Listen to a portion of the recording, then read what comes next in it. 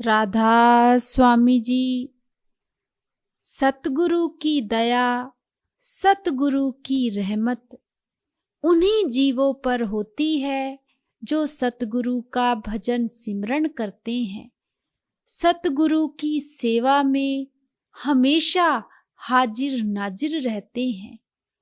उन जीवों को इस बात का एहसास भी नहीं हो पाता कि कब सतगुरु उनके कर्मों को सूली की सूल बना देते हैं, जो उनकी जिंदगी में कष्ट आना होता है उसको कम कर देते हैं। पता भी नहीं चलता। इतनी ताकत होती है सेवा में, इतनी ताकत होती है भजन सिमरन में। एक भाई था जो सतगुरु को बहुत प्रेम करता था और सतगुरु के घर हमेशा ही सेवा के लिए हाजिर नाजिर रहता था। उस भाई की आंखों में बहुत ज्यादा दिक्कत थी। उस भाई की आंखें जो थी हमेशा लाल रहती थी, एलर्जी रहती थी, बहुत ज्यादा खुजली होती थी। उस भाई का ट्रीटमेंट भी चलता था, दवाई दारू भी चलता था।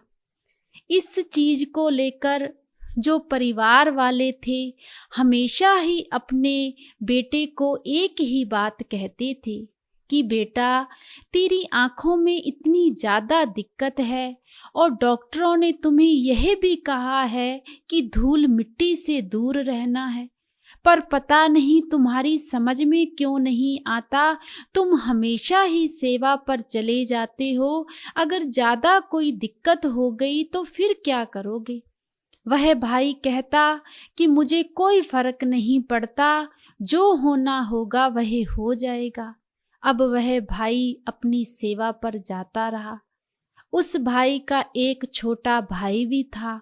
वह भाई भी हमेशा अपने बड़े भाई को एक ही बात कहता था कि भाई, इतने समय से तुम सतगुरु से जुड़े हो, जैसे कि जैसे थे वैसे के वैसे ही हो। तुम्हें आंखों से भी इतना धुंधला दिखाई देता है, आंखों में भी इन्फेक्शन हो गया है। आज तक तुम्हारे सतगुरु ने तुम्हारे साथ अच्छा किया ही क्या है? तो वह भाई एक ही बात कहता था कि मेरे छोटे भाई, ऐसा क्यों कहते हो? अच्छा खाता हूँ, अच्छा सारा कुछ मेरे साथ हो रहा है, मालिक ने मुझे सारा कुछ दिया है और मुझे क्या चाहिए? यह तो दुख सुख की नगरी है, यहाँ तो दुख सुख आते ही रहेंगे। इसका मैं मालिक को दोष नहीं दे सकता। तो वह छोटा भाई कहने लगा, भाई तुम्हारी मर्जी है, पर मुझे तो यह सब कुछ ठीक नहीं लगता। ऐसे ही समय बीतता गया और वह जो भाई था हमेशा ही सेवा पर जाता था। एक दिन वह भाई अपने सत्संग सेंटर पर सेवा पर गया हुआ था। वहां काफी सेवा लगी हुई थी और वह भाई घास की सेवा कर रहा था। वहां पर ओस और भी काफी लोग थे। कुछ जो सेवादार थे वह पेंट की सेवा कर रहे थे। अब जो पेंट की सेवा कर रहे थे वह कहने लगे उस भाई से कि यहाँ पर घास की सेवा तो और भी बहुत लोग कर रहे हैं, तुम तो बहुत अच्छी सेवा करते हो, क्यों ना हमारे साथ पेंट की सेवा कर लो। तो वह भाई ने कहा ठीक है। अब उस भाई को इस चीज का पता भी था कि मेरी आंखों में बहुत ज्यादा एलर्जी है, इन्फेक्शन हो जाता है, पर उस भाई को कभी भी कोई किसी भी सेवा के लिए कहता था तो वह भाई तैयार हो जाता था। तो वह भाई खुशी खुशी से पेंट की सेवा करने लगा। जब पेंट की सेवा कर रहा था तो वह भाई की आंखों में पेंट चला गया। जब पेंट चला गया तो उस भाई की एकदम से चीख निकली, आंखें बिल्कुल लाल हो गईं और उनमें से खून आना शुरू हो गया। जब इस चीज को सेवादारों ने देखा तो वह बहुत ज्यादा घबरा गए और उस भाई को डॉक्टर के पास लेकर गए। जब डॉक्टर के पास लेकर गए तो डॉक्टरों ने आँख वगैरह साफ की, ड्रॉप दे दिया। तो उन्होंने कहा कि आँखों का काम है, आप इसे किसी अच्छे डॉक्टर के पास ले जाइए। अब वह सेवादार भी बहुत ज़्यादा घबराए हुए थे। तो वह जो भाई था सेवादारों से कहने लगा कि आप घबराइए मत, मेरी आँखों में तो पहले ही इन्फेक्शन था, कोई बात नहीं, ठीक हो जाएगा। तो सेवादार भाई कहने लगे कि भाई, अगर तुम्हारी आँखों में इन्फेक्शन था तो आपने हमें पहले क्यों नहीं बताया? हम आपसे पेंट करवाते ही नहीं, हमसे गलती हो गई है। तो वह भाई कहने लगा कि मुझे कोई दुख नहीं है, आप चिंता मत करो, मैं ठीक हो जाऊंगा। अब वह जो सेवादार थे उस भाई को एक अच्छे डॉक्टर के पास लेकर गए। जब अच्छे डॉक्टर के पास लेकर गए तो डॉक्टरों ने भी उस भाई की आंखों को साफ किया और उस पर पट्टी लगा दी। जब पट्टी लगा दी तो डॉक्टर कहने लगे कि इस भाई को आप कल लेकर आना, कल को देखेंगे कि आँखों में ऐसी क्या दिक्कत है, क्या पता यह ठीक हो जाए। अब वह जो भाई था आँखों में पट्टी हो गई और जो सेवादार थे उस भाई को घर छोड़ने के लिए चले गए। जब घर छोड़ने के लिए गए तो जो परिवार वाले थे उस भाई को देखकर हैरान हो गए कि अब हमारे बच्चे की आंखों को क्या हो गया है। अब वह परिवार वाले पूछने लगे सेवादार भाइयों से कि इनको क्या हो गया है बेटे को। तो सेवादार भाई ने पूरी बात बताई कि ऐसे ऐसे हो गया है, तो कोई बात नहीं, यह ठीक हो जाएगा। अब वह सेवादार तो वहाँ से चले गए। अब जो छोटा भाई था वह कहने लगा कि मैं तो पहले से ही कहता था कि आज तक कभी तुम्हें कुछ मिला, यहाँ की यहाँ थे, वहीं के वहीं ही रह गए हो। जो थोड़ा बहुत तुम्हें आंखों से दिखता था, मुझे नहीं लगता कि अब तुम्हारी रोशनी भी होगी कि नहीं होगी। तो बड़ा भाई कहने लगा कि क्यों ऐसे मुझे परेशान कर रहे हो, जो सतगुरु को मंजूर होगा वह हो जाएगा। अब परिवार वाले भी कहने लगे कि भाई, अगर बेटा तेरी आंखों को कुछ हो गया तो सारी जिंदगी क्या करेगा, हम तुझसे कितना समझाते थे। अब वह भाई भी बहुत ज्यादा परेशान हो गया और अपने सतगुरु से कहने लगा कि सतगुरु, जो आपको अच्छा लगता है आप वही करना।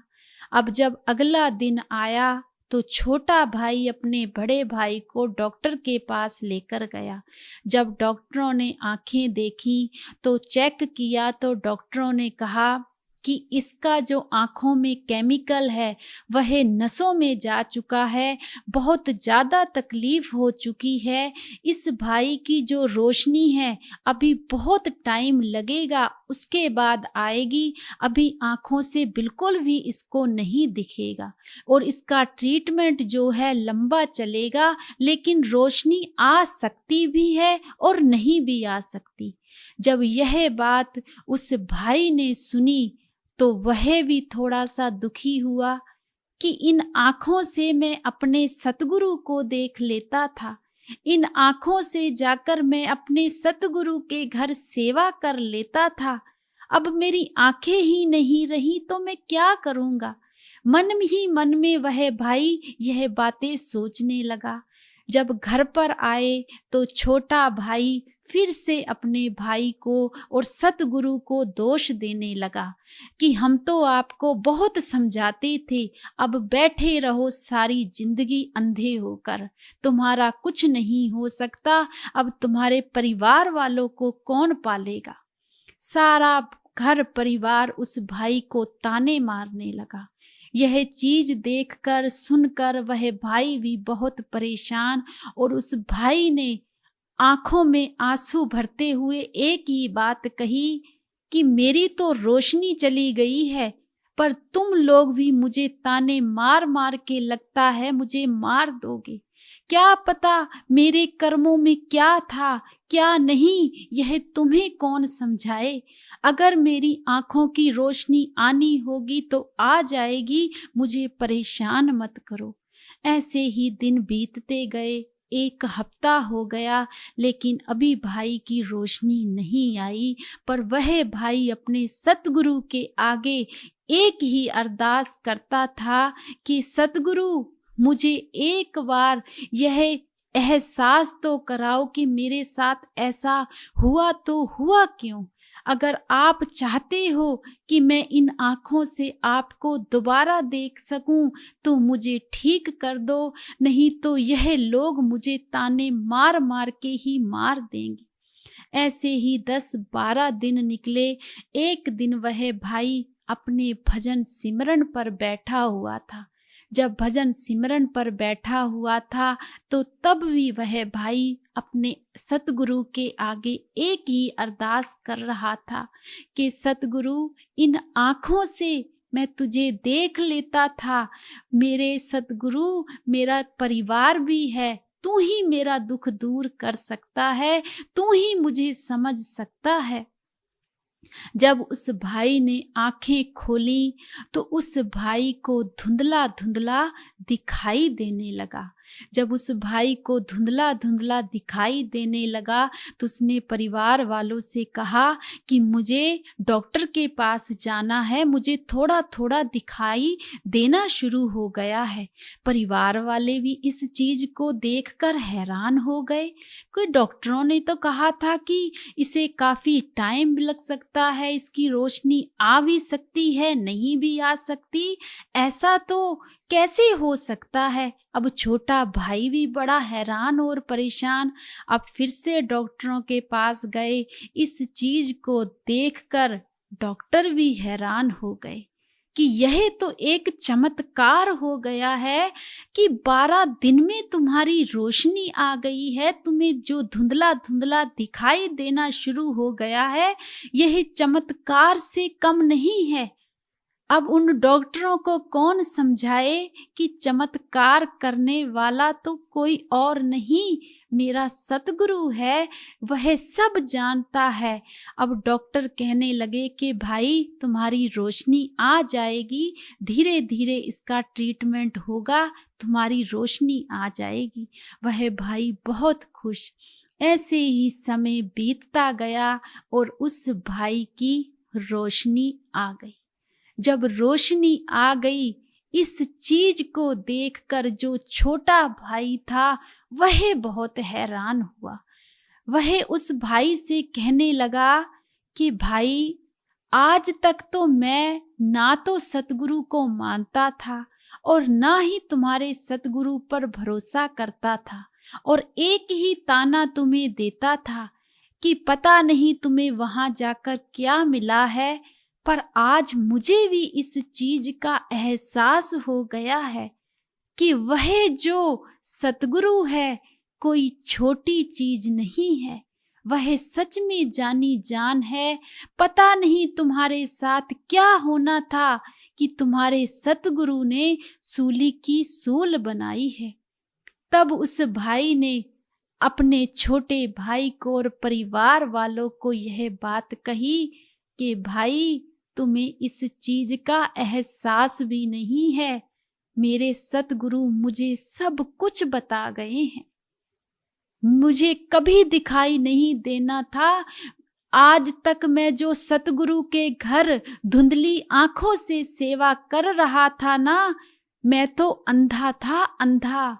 मेरी तो आंखें ही नहीं थी, मेरा कुछ भी नहीं था, लेकिन वह जो सेवा थी, उस सेवा ने मेरी आंखों की रोशनी मुझे दी है। और तुम लोग हमेशा एक ही बात कहते थे कि तुम्हारा सतगुरु क्या करता है। मेरे सतगुरु ने जो मेरे साथ किया है ना, वह सिर्फ मैं ही जान सकता हूँ। तब परिवार वालों को एहसास हुआ और उस छोटे भाई को भी एहसास हुआ। तो वह भाई भी कहने लगा कि मैं भी उन सतगुरु के दर्शन जरूर करूंगा।